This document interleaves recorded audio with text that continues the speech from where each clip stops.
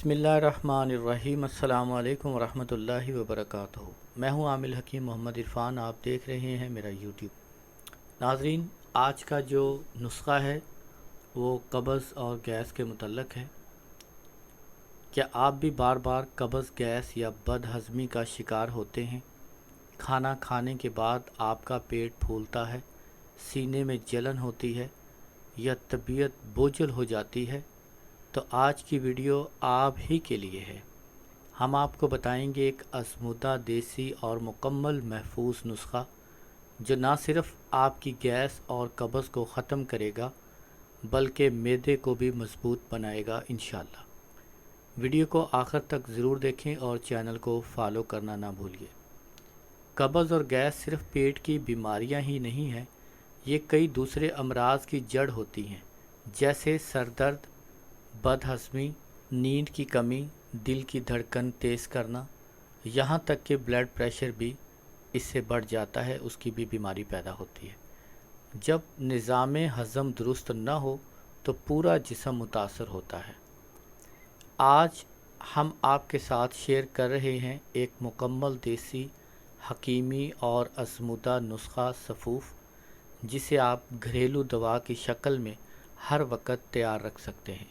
ये नुस्ख़ा ख़ास तौर पर उन लोगों के लिए है जो बाज़ार की दवाइयों से थक चुके हों।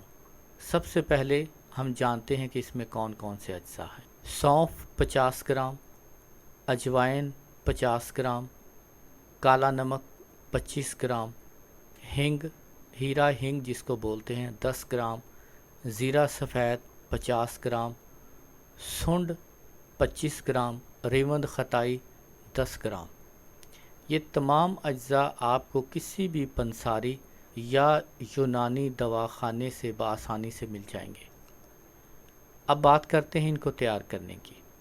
सौंफ, अजवाइन और ज़ीरे को आप हल्की आंच पर खुशक भून लें, यानी इसमें पानी शामिल ना करें। इनको खुशक ही आप तवे पर या फ्राईबान पर डालकर चूल्हे के ऊपर रखें और इनको हल्का सा भून लें ताकि इनकी खुशबू आ जाए।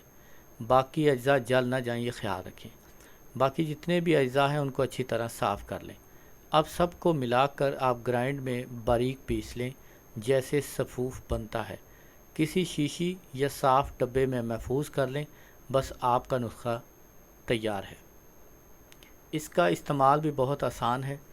रोज़ाना खाने के बाद छोटा आधा चम्मच या तकरीबन 3 ग्राम तक नीम गर्म पानी के साथ आप ले सकते हैं।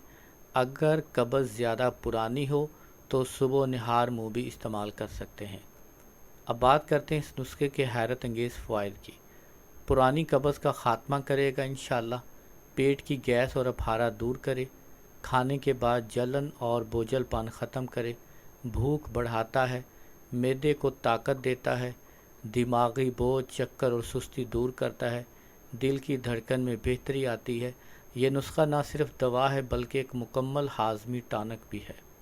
लेकिन याद रखें, इसकी एहतियात भी है कि रोज़ाना 2 बार से ज़्यादा ना लें। जिनका ब्लड प्रेशर बहुत हाई होता है उनको 1 से 2 बार से ज़्यादा ना दें, मिक़दार थोड़ी कम रखें। बच्चों को आप 1 चुटकी तक दे सकते हैं।